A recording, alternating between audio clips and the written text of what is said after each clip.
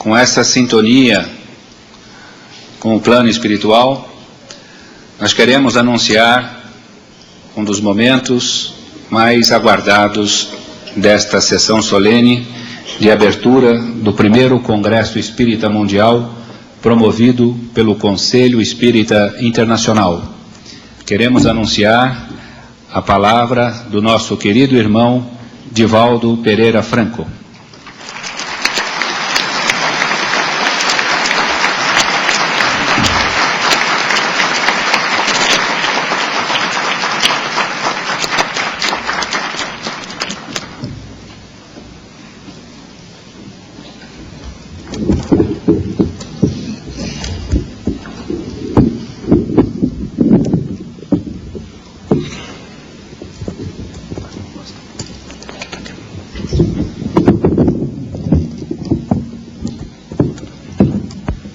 Momentos bastante aguardados pelas palavras do tribuno espírita Divaldo Pereira Franco. Digníssimas autoridades presentes e representadas, excelentíssimas senhoras, excelentíssimos senhores, queridos irmãos no ideal espírita, que nos abençoe Jesus, o amigo incomparável das nossas vidas. O eminente fisiologista francês Charles Richer, ao apresentar o seu tratado de metapsíquica, fez uma análise dos fenômenos paranormais que tiveram lugar na história da humanidade. Por uma questão metodológica, Richer estabeleceu que esses fenômenos ocorreram em 4 períodos distintos. O primeiro deles, o eminente prêmio Nobel denominou de período mítico, que abrange a fenomenologia paranormal desde a pré-história até o ano de 1787 em Viena, quando se abre o segundo período com Anton Franz Mesmer, denominado pelo glorioso Richer de período magnético. Ele abrange a fenomenologia magnética e hipnológica até o ano de 1847, para abrir espaço para o terceiro período, que ele denomina com os fenômenos de Hydesville, em Nova York, através das irmãs Fox, como sendo o período espirítico, que vai até 1872, por ocasião das admiráveis experiências de William Crookes com a médium Florence Cook, e deixa um grande espaço para as manifestações metapsiquistas que ele inaugura ao apresentar o seu tratado de metapsíquica, desdobrando para o período parapsicológico. A colocação admirável de Richer tem como locus, em todos os períodos, a mente, a psique humana. Permitir-nos-íamos fazer um desdobramento do período mítico para situar a fase do xamanismo, quando ocorrem os períodos paranormais e as manifestações, desde a pré-história, particularmente no período glaciário de Guns, quando o homem primitivo sepultava os seus mortos, colocando a cabeça na direção do norte, com o pressuposto de que dessa forma poderia evitar que os desencarnados voltassem a perturbar-lhes a vida. Em algumas tribos, o xamanismo estabeleceu contato com o mundo transcendental, e nas grandes cavernas, as pinturas rupestres, assinalam aquele período de comunicação em que o plano dos chamados vivos mantinha contato com o plano dos denominados mortos. Logo depois, nós adentraríamos ainda no período mítico, na fase que denominaríamos esotérica, aquela que abrange a cultura da Índia, da China, do Egito, da Síria, da Babilônia, da Pérsia, a civilização mediterrânea, quando os variados povos, através do contato com os desencarnados, mantêm na intimidade das covas e dos santuários a doutrina mística, sacerdotal, em que pitons, pitonisas, hierofantes, auríspices mantém contato com os seres desencarnados, procurando interpretar a realidade da vida, da sobrevivência do espírito imortal e trazendo para os homens exilados no escafandro carnal a certeza de uma realidade transpessoal, de uma causalidade soberana, de onde procede a vida e para onde retornam as manifestações da própria vida. Logo depois, nos alongaríamos na civilização greco-romana, particularmente nas revelações de Xenofonte, quando nos diálogos socráticos refere-se ao admirável Sócrates, com a presença do seu daimon, que ele teve a oportunidade de asseverar no Teageta, tratar-se de seu Deus, ou do daimon, que o orientava desde a infância, e que várias vezes tivera oportunidades de fazer-lhe revelações, como o ensejo do encontro com Charmides, o filho de Glaucon, a quem ele disse que não deveria dirigir-se a Nemeia, porque poderia ter um infausto acontecimento. E porque o jovem não o atendesse, chegando a Nemeia, como foi conhecido, veio a ser vítima de uma verdadeira tragédia. Xenofonte assevera que o intercâmbio dos espíritos através do daimon com Sócrates é a prova evidente da realidade do mundo causal, o mundo das ideias, eidos, de onde procedia a vida.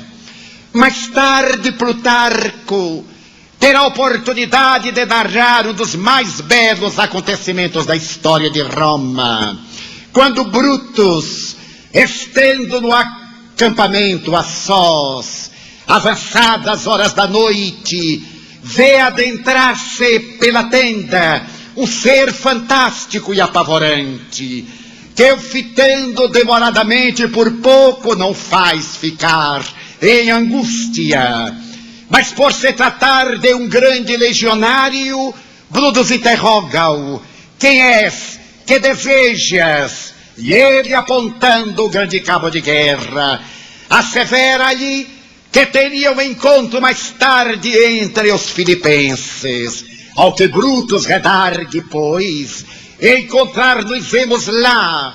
E de fato, conforme esta profecia, no ano 42, na cidade de Filipe, na Macedônia, Brutus perde a batalha para Antônio e Otaviano, tendo perdido a oportunidade de salvar a República com seu amigo Cássio, e vendo-se vergonhosamente vencido, atira-se sob uma lança que o trespassa, levando-o à morte. Porém, Periândaro, no século V da Grécia, considerado um dos 7 sábios, depois de haver assassinado a pontapés a sua esposa Melissa, evoca-lhe a alma para manter o contato a respeito da sobrevivência da alma.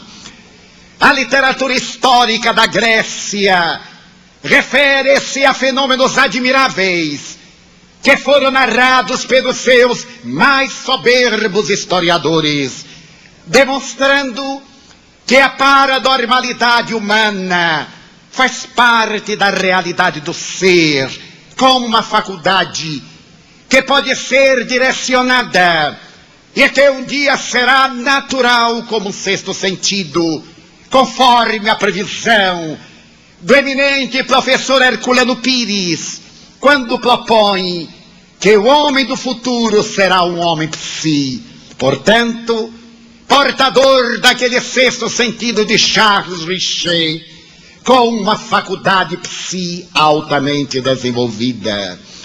O período mítico é asseverado através de várias informações que confirmam a realidade histórica do fenômeno, e Richer reconhece-o como digno de crédito, até o momento quando, na memorável noite de 31 de março de 1848, se inaugura uma era nova, desdobramento daquela do período mítico, com os fenômenos de Hydesville. Ele denomina essa era como sendo a espírita, mas centraliza as suas observações no ano de 1782, quando as experiências mesméricas haviam alcançado o momento culminante com o trabalho do fluido animal, do magnetismo, detectado pelo célebre médico vienense, que, não suportando os preconceitos dos seus cômpares em Viena, transferiu-se para Paris e teve a grata sorte de curar as enxaquecas de Maria Antonieta, que a imperatriz da França interferiu com seu marido, para que ele pudesse ajudar o médico que estava abrindo espaços para propiciar a saúde humana através de possibilidades de ordem paranormal. Os doutores da Salpêtrière, examinando a problemática de Mesmer, e os doutores da Sorbonne pediram a Luís XVI que proibisse o intrusão de continuar em Place de Vendôme, realizando as suas experiências com o Baquet, mas instado pela esposa, Luís XVI manda que a Sorbonne faça uma comissão para estudar aqueles inusitados fenômenos, e é presidida pelo extraordinário Benjamin Franklin, que no bairro de Clichy, idoso e enfermo, recebe, entre outras personalidades, Lavoisier, Linneu, que estão interessados em observar essa manifestação de natureza magnética em que a ela se opõe, sendo naturalmente os fiscais da terapêutica de Mesmer,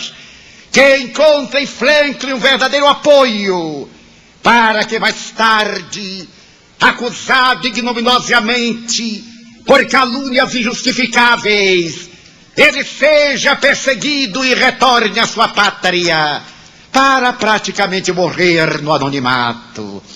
Mas o magnetismo por ele iniciado deveria desdobrar-se por volta de 1820, quando o Marquês de Piseguirre de Chastigny, na sua propriedade de Besançon, no interior da França, teria ocasião de magnetizar uma árvore para que os pobres, tocando-a, recuperassem a saúde pela irradiação da energia que se impregnava na planta e se exteriorizava, o que mais tarde ele repetirá na Avenida Champs-Élysées para poder atender aos pobres. Piseguirre terá a oportunidade de ampliar as experiências mesméricas até o ano de 1842, quando o médico escocês James Bright logra levar ao estado de sono o seu empregado Walker, e apresenta aos eméritos estudiosos do fluidismo universal a hipnodeuria, dizendo tratar-se de um sono provocado pelo sistema nervoso central. Abrem-se os horizontes e homens memoráveis na área da fisiologia, como Forel, Tucker, dedicam-se à hipnologia, que vai ter o seu momento culminante nas experiências de La Salpêtrière por volta de 1880 a 1890, com Jean-Martin Charcot, nas suas admiráveis realizações com as esteropatas, para encontrar um fator de natureza psicológica para as manifestações de ordem psicopatológicas materiais. É o período brilhante do mesmerismo, que agora alcança a hipnologia para contribuir de maneira gloriosa para a recuperação da saúde. Mas esse período que se alarga até as experiências de Paris, contestadas pela escola de Nancy, por Bernheimer, e por aqueles outros dotados do magnetismo, recebem o terceiro período, que é o espirítico, quando aparece a figura impoluta e vulgar de Hippolyte Léon Denisard Rivail, que passará à posteridade com o pseudônimo de Allan Kardec, que após haver estudado as manifestações mediúnicas desde a última terça-feira de maio de 1855 em Paris, entrega a sua vida a examinar esta realidade que tanto inquieta até hoje a história do pensamento científico, filosófico e religioso.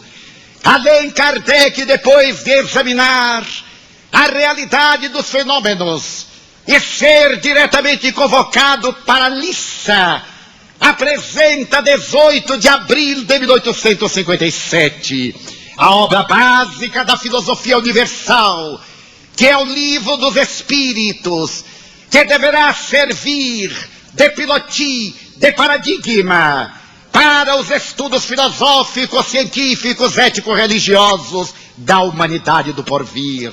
Porém, Richer adianta-se e abre um parêntese no período espirítico para situar o período científico das memoráveis sessões de ectoplasmia com a jovem Florência Cook na residência do eminente William Crook.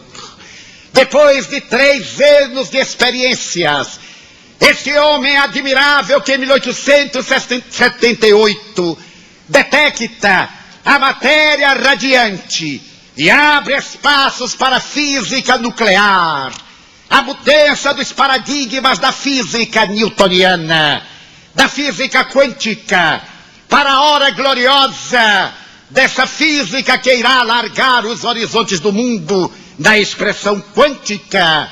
Crookes tem oportunidade de escrever a Sociedade Dialética de Londres no dia 31 de maio de 1875. Os senhores solicitaram-me para observar se estes fenômenos são possíveis. O fenômeno das comunicações espirituais. Pois eu vos direi, eles não são possíveis, eles são reais. Ele havia examinado a paranormalidade de Florence Cook, que eu visitara 3 anos antes. Ele fizeram uma proposta, por se tratar o senhor de uma das maiores personalidades no campo da ciência na Inglaterra, e que está no mundo, ofereço-me para ser pesquisada, porque um jornalista asseverou que os fenômenos de que sou instrumento são realizados por mecanismos fraudulentos. Virei à sua casa tantas vezes quantas se façam necessárias. Deixar-me-ei examinar com todos os detalhes, com uma condição: se os fenômenos não forem autênticos, que o Senhor me desmascare Mas se eles forem verdadeiros, que o Senhor os declare. E contemplando aquela jovem de 14 anos, Crookes aceitou o repto. E agora, orientado pela Sociedade Dialética de Londres, ele começou a pesquisar a jovem Florence. E durante um largo período, tornaram-se célebres as materializações do espírito Kate King, ao qual ele teve a oportunidade de pesar, de medir, de tomar a pulsação, os batimentos cardíacos, de observar que a personalidade Kate era totalmente diferente da personalidade Florence. E enquanto Florence era uma jovem que tinha sempre a mesma estatura, o espírito Kate variava. Florence tinha sempre o mesmo peso. O espírito Kate, ao materializar-se, variava. Uma vez Florence estava com pneumonia, pulso de 120, febril, mas quando se materializa Kate, estava com pulso de 80, com a temperatura de 36,4 graus, mostrando a diferença entre um ser e o outro. Ele teve a oportunidade de examinar o tecido das vestes de Kate e constatar que aquele tecido não fora fabricado nas máquinas da Inglaterra nem da Terra. Enquanto o espírito possuía unhas muito bem tratadas, as da médium eram muito mal apresentadas porque tinham o mau hábito de roê-las. O espírito tinha um colo delgado de gazela. A médium, uma feia cicatriz, visível e palpável. Mas o momento culminante foi na hora das fotografias. 18 fotografias foram tiradas. Em determinado momento ele se apresenta com Kate. Noutra oportunidade, Kate dialogando com a médium na sessão de despedida. Diante da evidência repetida, que anula qualquer hipótese de fraude, porque ela era examinada por uma comissão de damas, até dos orifícios naturais, para evitar a possibilidade de qualquer fraude. Ela tomava vomitórios, para impedir que tivesse alguma coisa no estômago, e que por meio da ingurgitação trouxesse-a para fraudar o extraordinário William Crookes, a quem a Rainha Vitória concedeu mais tarde o título de Sir. Tenha coragem de dizer: esses fenômenos não são possíveis, eles são reais. E é a partir daí que Charles Richer, que César Lombroso, que um grupo de cientistas denominada na Europa e na América penetra o bisturi no organismo da mediunidade, examinando conforme já vinham fazendo médiuns admiráveis como Eusápia Paladino, os irmãos Davenport, a mediunidade admirável do escocês que conseguia flutuar no ar, Daniel Douglas Home, que se apresentou no Palácio das Tulherias diante do imperador da França e materializou a mão de Napoleão Bonaparte, que deixou um autógrafo e que depois de flutuar no ar sensibilizou até as lágrimas o imperador Napoleão III e a imperatriz Eugênia.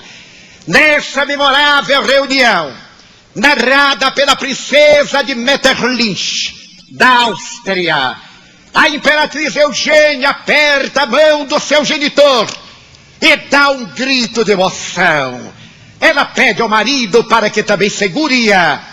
E depois de fazê-lo, o imperador diz aos convidados da memorável experiência: não há dúvida, trata-se da mão do meu sogro, porque ele perdeu o dedo polegar da mão direita numa batalha, e a mão que eu estou apertando não tem o dedo polegar no lado direito.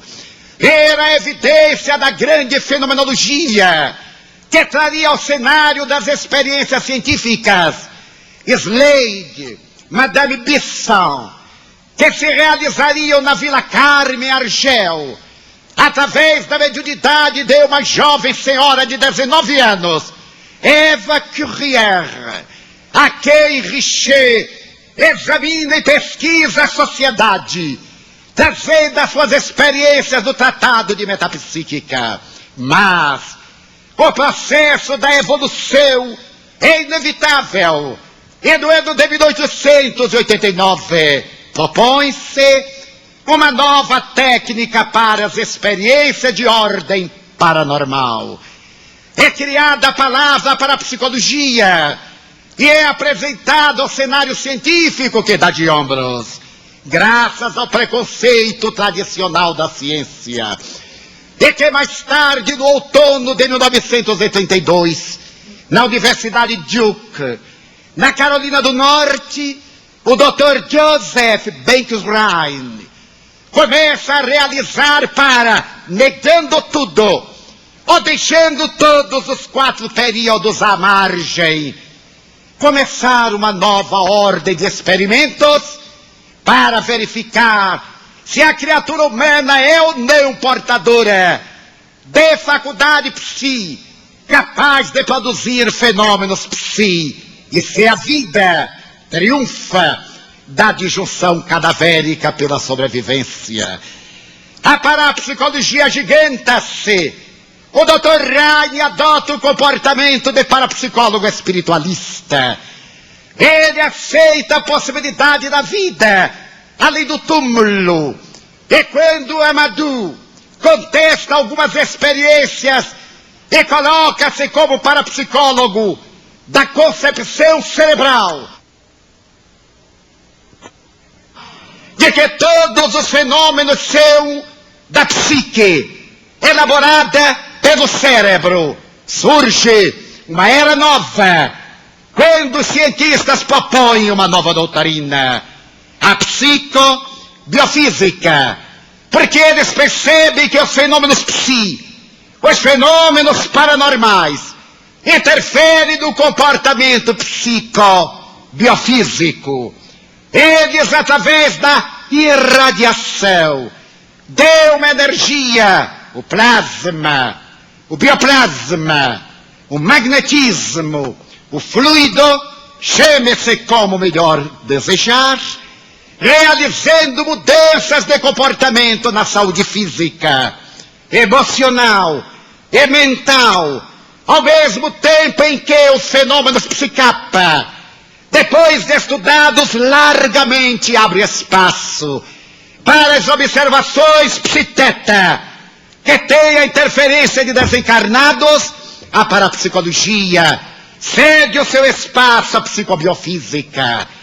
A década de 70 nesse século, diante das grandes conquistas da ciência, vai alargar os horizontes da psicobiofísica, apresentando a psicotrônica, através de cuja contribuição os espíritos se podem comunicar conosco.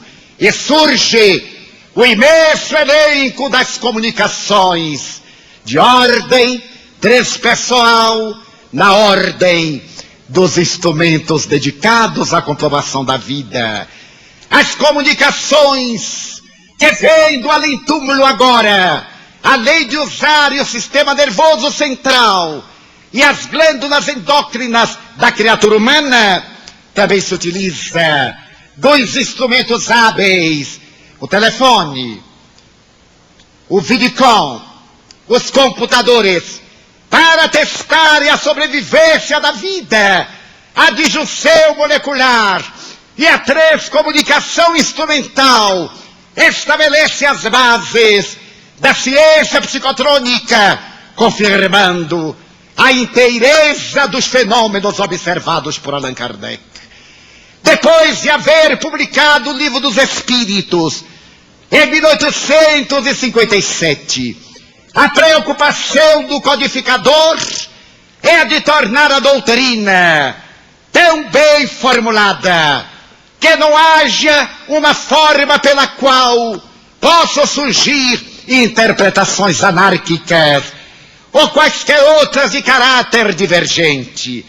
É nesse momento que ele estabelece as premissas da futura constituição do Espiritismo, quando ele terá a oportunidade de dizer: a doutrina é insuperável, porque mantém as suas raízes nas forças da natureza, e porque ela responde a todas as nobres ansiedades do pensamento humano.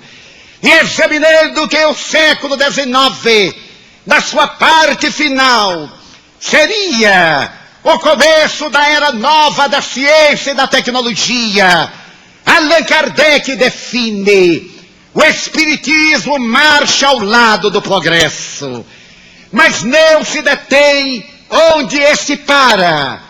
Com o avanço das conquistas científicas, se novas informações chegarem, o Espiritismo as incorporará. E quando demonstrar que estamos errados em um ponto, abandonaremos este ponto para seguirmos as experiências da ciência. Não se tratava de uma ciência comum, mesmo porque as suas raízes estão no mundo causal.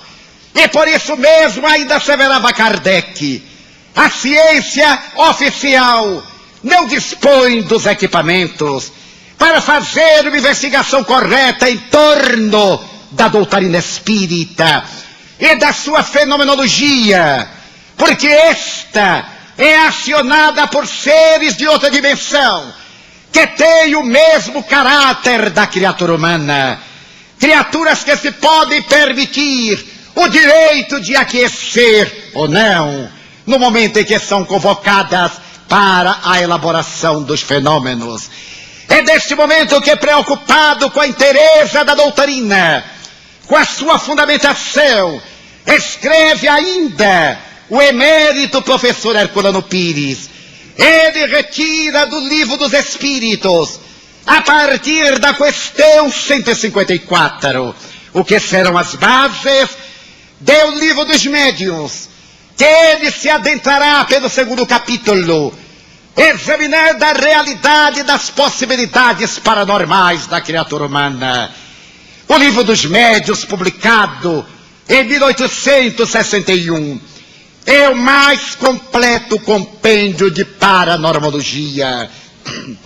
É o maior tratado metodológico de personalidade humana dedicada à fenomenologia paranormal. Allan Kardec examina e esmiuça até o âmago a realidade do ser, começando as suas experiências com uma interrogação: há espíritos? É o capítulo 1. E depois de se adentrar no organismo de natureza psicológica, para demonstrar que a mediunidade não tem um caráter psicopatológico, mas tem um caráter paranormológico, ele estuda as questões mais palpitantes da vida, até o fenômeno psiquiátrico da loucura, nas patologias das obsessões, para depois referir-se à identidade dos espíritos e culminar com uma análise profunda das comunicações apócrifas, das manifestações delirantes e de espíritos mistificadores, advertindo-nos que estamos lidando com personalidades humanas desvestidas simplesmente da matéria. Apresentado o Livro dos Médiuns, a obra veio para ficar, porque permanece desconhecida e o seu conteúdo ainda não foi totalmente devassado. Mais tarde, examinando a terceira parte do Livro dos Espíritos, assevera ainda o professor Herculano Pires, ele apresenta o Evangelho segundo o Espiritismo. Em 1864, traz à terra o Consolador que Jesus havia prometido. As vozes que estão nos céus, as estrelas, caem sobre a terra e inauguram no planeta em sombras a era do espírito imortal. Vem Jesus, o sol de primeira grandeza, para aquecer o enregelado coração da criatura humana.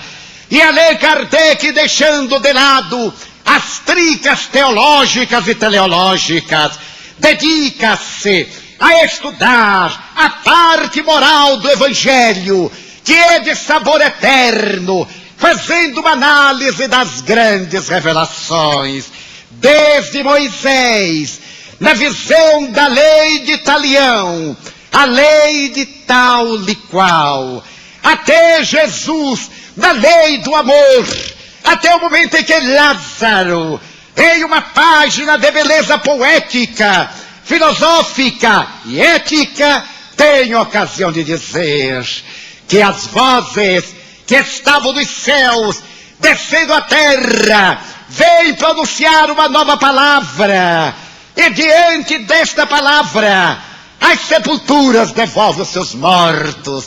Reencarnação, com a doutrina da reencarnação, postulada pelos seres imortais, a terceira revelação está estruturada na terra, em um tripé de perfeição. O livro dos Espíritos, no seu aspecto filosófico, ele que é um todo granítico de ciência, de filosofia, de ética e de religião, agora está desdobrado na área da ciência parapsíquica do livro dos médiuns e na grande religião do Evangelho. A busca de Deus, sem fórmulas, sem ritos, sem sacerdócio organizado, sem cerimonial. A religião cósmica do amor, que religa a criatura ao Criador através da sua transformação moral. Mas Allan Kardec não para. Ele deseja que o bloco granítico da doutrina espírita permaneça pelo futuro em fora, imperecível. Então publica em 1865 Céu, Inferno, que recordamos no último mês de agosto, quando ele estuda a justiça divina, a lei da doutrina espírita. E quando ele apresenta o Código Penal da vida futura, uma das mais belas peças de penologia de natureza espiritual, dizendo-nos que errar é uma experiência do processo evolutivo. E desde que nós erramos, ao invés de uma punição irreversível, a lei de amor nos enseja 3 passos fundamentais para a reconquista da consciência, para o reencontro com a paz. Primeiro, é o arrependimento. Toda pessoa honesta, quando se dá conta de um erro perpetrado, de um delito praticado, esta pessoa naturalmente arrepende-se. É o primeiro ato, mas não basta arrepender-se. Não basta ficar no arrependimento inócuo. É necessário demonstrar a profundidade, o grau desse sentimento. E o segundo passo é a expiação, porque o arrependimento honesto produz dor. Quando nos damos conta de um mal que praticamos, havendo pensado nele ou não, e estamos numa outra faixa de evolução, a dor moral é excruciante, mas não basta ficar detido na dor. É necessário partir para o momento dinâmico, a reparação. É necessário devolver ao bem aquilo que do bem tomamos, retificar as leis, reorganizar o princípio da vida, reparar. É a grande proposta apresentada por Allan Kardec e Santo Agostinho. Examinando a mesma questão, agora em o Livro dos Espíritos, no item das perguntas 919 diz: fazei como eu, quando estava na terra, toda vez que me ia deitar, dava-me ao cuidado de fazer o exame de consciência, e quando me dava conta de que havia errado, procurava reparar na primeira oportunidade. E quando havia agido bem, procurava desenvolver essa atitude e aprimorá-la cada vez mais. Allan Kardec, preocupado com a função psicológica da criatura humana, interroga então, conforme a questão 621 do Livro dos Espíritos, onde se encontra escrita a lei de Deus, e os benfeitores redarguem na consciência. É o primeiro passo grandiloquente da doutrina espírita para alcançar a futura psicologia transpessoal, para dizer que nós transitamos em diferentes níveis de consciência, o que nos coloca em diferentes patamares de responsabilidade. Mas a doutrina está sendo formulada. Mas desde que Allan Kardec apresentou o Livro dos Espíritos, ele se deu conta dos grandes desafios. E o primeiro desafio era a divulgação da doutrina libertadora. Para lográ-lo, ele cria a Revista Espírita, que aparece no mês de janeiro de 1858. É a Tribuna Livre da Verdade. É o veículo mensal que vai levar as novas informações e de onde ele retirará no futuro grandes partes da obra colossal que irá constituir esse patrimônio da humanidade. Mas ele não se detém aí. É necessário dar praticidade ao movimento espírita. O Espiritismo, dirá mais tarde Leon Denis, no prefácio do seu livro Invisível, será o que dele fizerem os homens. Allan Kardec, numa visão profética, preocupa-se como organizar o movimento espírita. E no dia 1º de abril de 1860, ele cria a Sociedade Parisiense de Estudos Espíritas, que irá funcionar inicialmente em Palais Royal, na Galeria d'Orléans, ali mesmo onde foi apresentado o Livro dos Espíritos, que galvanizava a cultura europeia. Naquela época, nasce a Sociedade Parisiense de Estudos Psíquicos, mas o codificador tem ânsias de voar, é um Ícaro diferente. As suas asas não são de cera, são de luz. E ele deseja voar para encontrar os altiplanos felizes.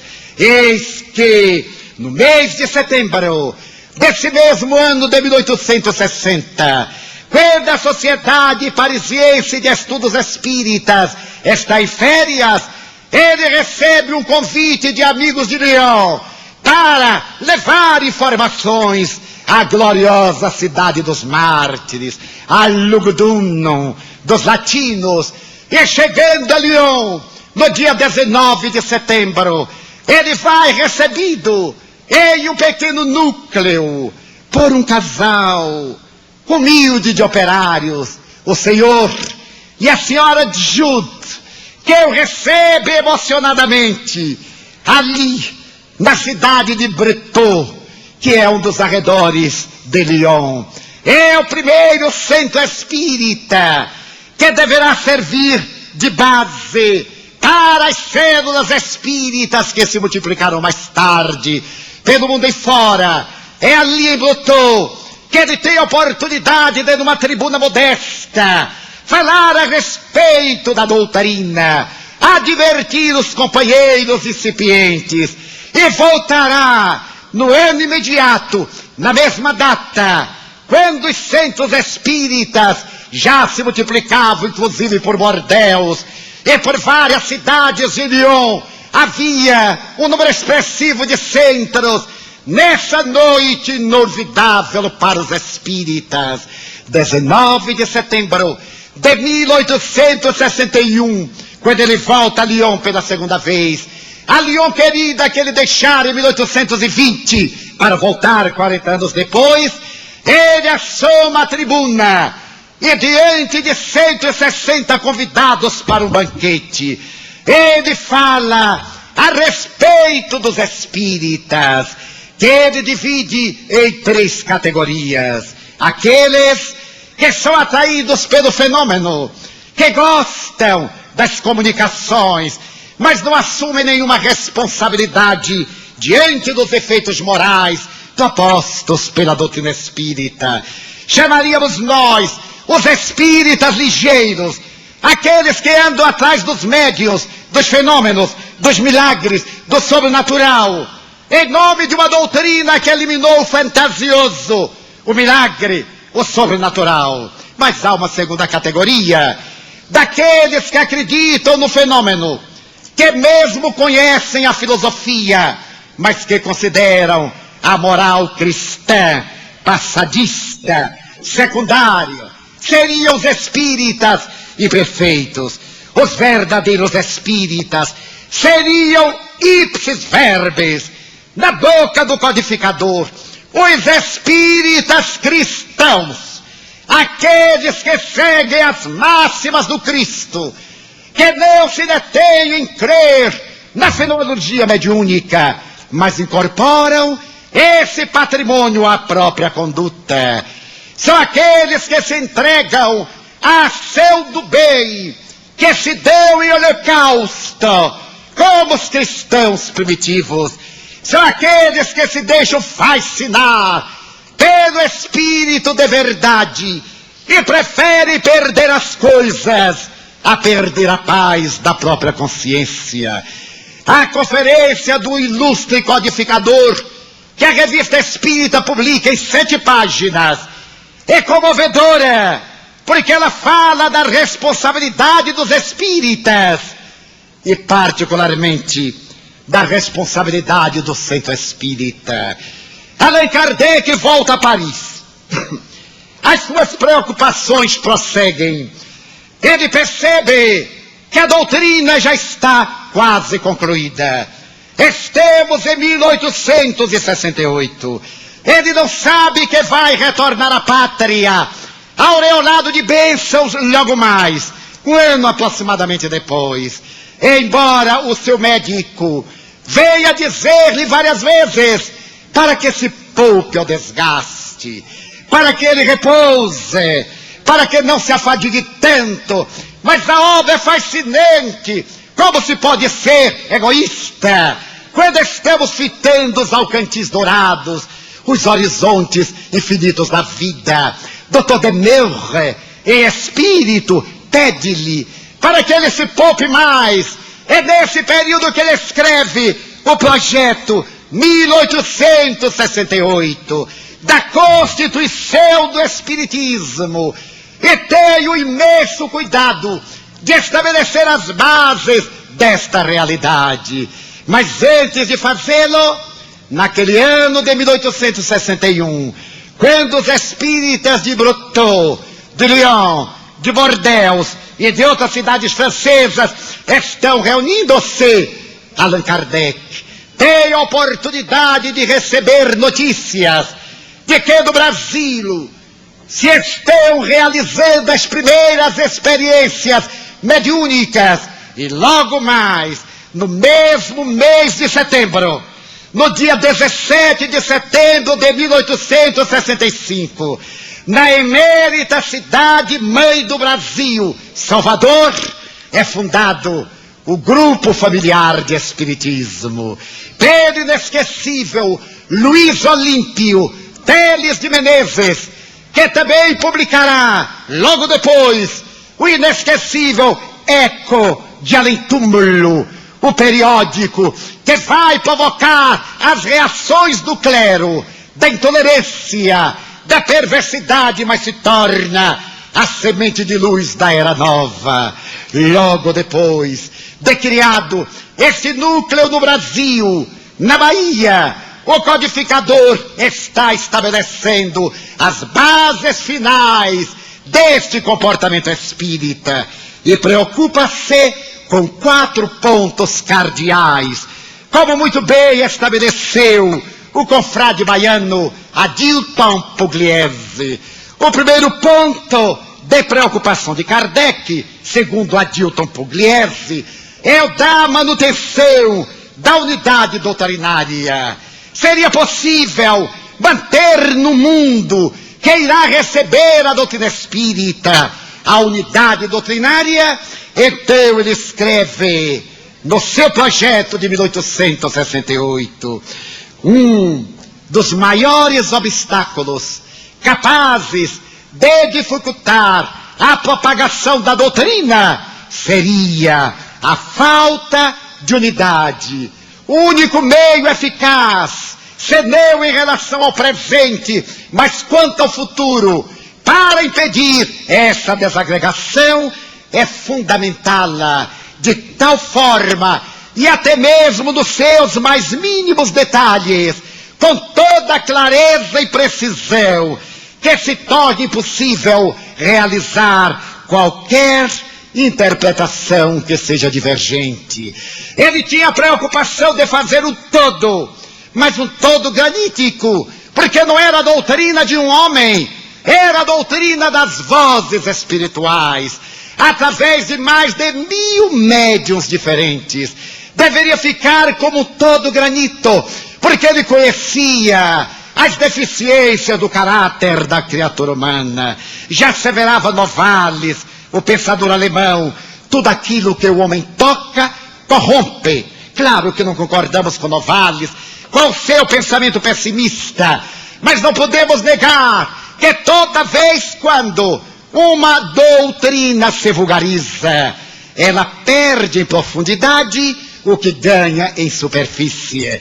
E daria margem a surgirem espiritismos por causa das deficiências morais das criaturas humanas.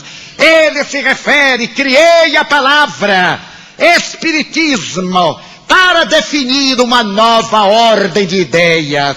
E nesse mesmo projeto da Constituição do Espiritismo, ele volta a dizer que criou a palavra com uma finalidade, daí não ser justificáveis os aparentes desdobramentos de Espiritismo, que o populacho, que a má-fé andou engendrando através dos últimos anos, asseverando o alto e o baixo Espiritismo, o Espiritismo de mesa branca, ou Espiritismo de mesa marrom, ou de qualquer mesa, ou o Espiritismo segundo fulano, ou Beltrano. Não existe, só há o Espiritismo. E quando desejamos até reforçar o Espiritismo kardeciano, ou kardeciano como se queira, estamos incorrendo em uma situação delicada, porque se há o kardeciano, deixa-se transparecer que deve existir outros. Então o Espiritismo não tem qualificativo. É a doutrina que estuda a origem, a natureza, a ciência, estuda a origem, a natureza, o destino dos espíritos e as relações que existem entre o mundo corporal e o mundo espiritual. Cuidado agora, a parte da unidade doutrinária. O segundo item, o segundo ponto capital aparece, a união dos espíritas para o equilíbrio do movimento. Em memorável comunicação, o inesquecível Dr. Bezerra de Menezes nos diz: é necessária a unificação do movimento, mas antes dela, a união dos indivíduos. Só haverá unificação de entidades quando houver a unificação das criaturas que compõem as entidades. Pensando nisso, Allan Kardec estabelece, assim é que os centros que estiverem verdadeiramente penetrados do espírito do espiritismo deverão dar-se as mãos e unidos fraternalmente lutarem contra os inimigos comuns, que são a incredulidade e o fanatismo. Sendo o espiritismo só, teremos que dar-nos as mãos para lutarmos contra o inimigo geral, o fanatismo de um lado, ou a incredulidade do outro. Este sim, porque o grande adversário do materialismo é o espiritismo, por enfrentá-lo com os equipamentos com que ele tem derrubado o espiritualismo ancestral, a experimentação na área da ciência. Allan Kardec se preocupa, conforme o que asseveramos, e que está na dilatação da Comissão Central, item 6, quando ele faz o estudo do espiritismo, mas ele passa para o terceiro ponto capital, o espiritismo organizado. É necessário dar uma organização, uma organização que seja democrática, que seja, acima de tudo, cristã, onde nos possamos encontrar como verdadeiros irmãos. E assevera ele, ainda no mesmo item, os espíritas de todo o mundo teremos princípios comuns que nos ligarão à grande família pelo laço sagrado da fraternidade, mas cujas aplicações variarão de região a região, sem que a unidade do contexto se fragmente, sem que ela se rompa. Nós todos, das diferentes pátrias da terra, com os princípios comuns, a crença em Deus, na imortalidade da alma, na comunicabilidade dos espíritos, na reencarnação, na pluralidade dos mundos habitados, no Evangelho de Jesus, em espírito e verdade, como ele recomendava, unidos nestes princípios basilares, poderemos fazer as nossas aplicações específicas, se obedecermos a uma uniformização, mas unificados no ideal, dentro das idiosincrasias de cada país. Há pouco tempo, estando na cidade de Oslo, cujo país não existem problemas socioeconômicos, tecnicamente, perguntava-me alguém após a conferência, como ficaremos nós aqui para fazermos a caridade? O senhor se referiu à caridade, porque vem de um terceiro mundo, de um país que tem problemas socioeconômicos, culturais. Mas aqui, na Noruega, onde nós não temos problemas socioeconômicos, como é que iremos praticar ou aplicar a máxima da caridade?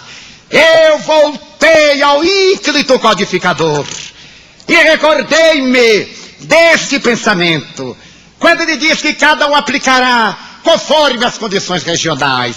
Eu sorri para o jovem e disse: você deve estar enganado. Porquanto há pouco instante eu estive almoçando no restaurante e a jovem que nos atendia disse ao nosso intérprete: temos que o fechar antes das 3, porque para que afluem todos os toxicômanos de Oslo, a polícia joga-os para aqui, porque é aqui que eles se entregam às picadas. A caridade não é somente dar comida a quem tem fome, agasalho e tecido ao nu, medicamento ao enfermo, um copo com água fria ao sedento, são formas de caridade. Porém, a caridade moral é a mais importante, a caridade para com estes jovens extraviados, que perderam o contato da família, a caridade para os anciãos, atirados às nurseries, a caridade para os isolados, a transformação moral do homem, porque a palavra caridade no Espiritismo tem uma situação diferente da caridade teológica que foi corrompida. A caridade para nós é o amor na sua expressão mais elevada. Aqui, neste país rico, possivelmente necessite-se muito mais de caridade do que nos denominados países do terceiro mundo, onde a miséria social, examinada por Kardec, recebeu reproche. Numa civilização justa, ninguém pode morrer de fome, asseverou o codificador em O Livro dos Espíritos. Mas nós somos uma sociedade injusta, a sua também, porque numa sociedade onde os jovens, sem família, desajustados em conflitos, procuram solução nos métodos insolváveis da toxicomania, da prostituição. Essa sociedade é muito injusta, porque fecha os olhos, atira-os a um gueto de miséria e de vergonha, e supõe que pode dormir com a consciência tranquila. Aqui, quiçá, mais do que em outros países, a lição da caridade emergente. Então nós, os espíritas, Teremos os princípios comuns, mas os aplicaremos de acordo com as nossas idiosincrasias. Razão esta que nos libera de fazer o espiritismo à brasileira, à argentina, à francesa, à americana. Haverá o espiritismo que atenderá a todas as necessidades, porém, faltava o quarto item, o centro espírita, como célula básica do movimento espírita. No estudo sistematizado da doutrina espírita, no capítulo da orientação ao centro espírita, no subitem, o centro espírita, segundo Allan Kardec, item número 5, está dito: se o espiritismo, esta doutrina consoladora, merece considerar que só o equilíbrio de cada casa espírita contribuirá para o equilíbrio do movimento espírita como um todo. Há uma responsabilidade em todos nós, em geral, e em particular em cada um de nós, para que a casa espírita, tema deste congresso, esteja estruturada no organismo da codificação, para que o centro espírita não se afaste, até no mais mínimo detalhe, repetindo Kardec, daquelas bases essenciais, para que seja preservado o sistema de unificação, a inteireza, a integridade da doutrina através do movimento. Foi pensando assim que por volta de 1895, na Federação Espírita Brasileira, o anjo Ismael manda buscar Adolfo Bezerra de Menezes Cavalcante para dirigir a casa que tem como lema Deus, Cristo e caridade, ensejando ao apóstolo, ao Kardec brasileiro, pensar no sistema de unificação que virá mais tarde a ser consolidado, quando a Federação Espírita Brasileira, no dia 1º de novembro de 1904, faz uma proclamação aos espíritas do país, convidando-os a esta base de unificação que se consolidará no dia 5 de outubro de 1949, 45 anos depois, quando se firma na então capital da República o Pacto Áureo, que reúne os espíritas do território brasileiro para a reunião do Conselho Federativo Nacional, onde estudemos as dificuldades de comportamento do centro espírita, as problemáticas que dizem respeito ao movimento, porque a doutrina é imperecível. A doutrina está apresentada. Na hora que a ciência apresentar algo que lhe demonstre o erro, nós modificaremos a conduta. Mas até hoje, a ciência somente a confirmou. Vemos aquele propósito de 1949. Hoje, transformado nesse primeiro Congresso Mundial de Espiritismo, graças ao Conselho Espírita Internacional, que tem as suas primeiras bases em Liege, e aqui hoje presente em mais de 30 países, quando no território brasileiro, cerca de 6.000 centros espíritas albergam 7 milhões de adeptos que estão marchando para se tornarem verdadeiros espíritas, ou espíritas cristãos, para uma população de 30 milhões de simpatizantes do espiritismo na pátria do Cruzeiro, no coração do mundo.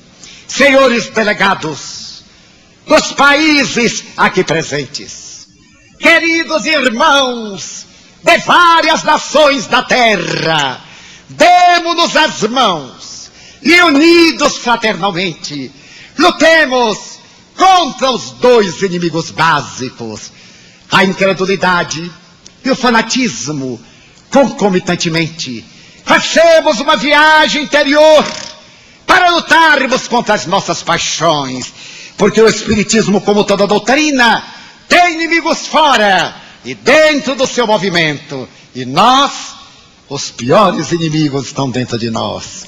São as nossas imperfeições que deveremos limar, superar, para que essa doutrina consoladora atinja a meta prevista pelo codificador, a meta da renovação social, que logo mais se avizinhará da terra e que dependerá de nós, os espíritas, no movimento para consolar as lágrimas, para extirpar as matrizes geradoras da miséria, para guiar os que têm os passos vacilantes, para conduzir os que estão aturdidos na luta, para erguer a mensagem da paz acima dos conflitos bélicos, dos conflitos emocionais, para dizer que vale a pena amar e estabelecer como código de honra não fazer a outrem o que não desejar que outrem lhe faça. Podemos até ver a era nova. Logo mais raiará um novo milênio, o milênio do espírito imortal. A doutrina espírita lançou as bases da era nova. Nós somos os mensageiros desta extraordinária doutrina, que deveremos levá-la com sacrifício aos mais diferentes rincões da terra. Espírita, seja o nome do nosso nome. Escreveu Emmanuel, através das veneradas mãos de Francisco Cândido Xavier. Espírita, seja o nome, a legenda da instituição que você frequenta. Espírita, seja o caráter da criatura, para neste contubérnio podermos dizer: meu Deus, eu até vejo a hora em que nos daremos as mãos como irmãos, sem prejuízos de raça, de religião, de política, de país, de fronteiras, usando o nome irmãos uns dos outros. Neste momento queremos dizer-te da nossa imensa alegria, do nosso inefável amor. Agradecemos-te, Senhor, pela honra de viver, pela glória de amar. Muito obrigado, Senhor, pelo que me deste, pelo que me dás.